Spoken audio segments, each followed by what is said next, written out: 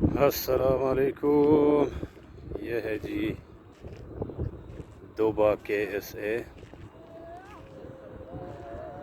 ये दोबा से थोड़ा आगे एक छोटा सा गांव है, इसका नाम है गाल।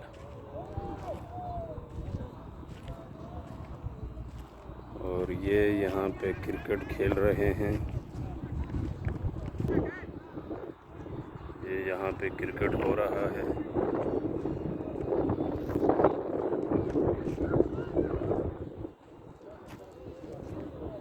ये न्यू सिटी के करीब ही है।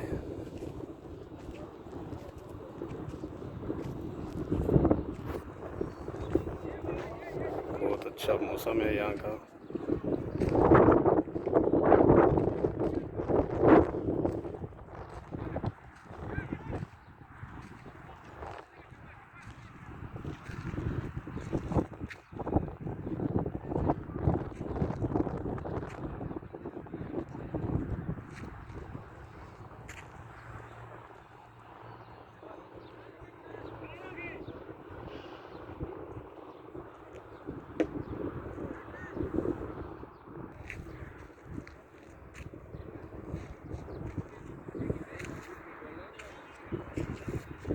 ये क्रिकेट हो रहा है।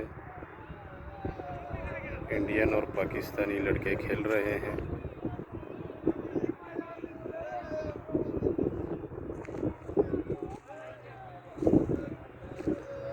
अभी टाइम हो रहा है मगरिब का। मगरिब करीब है।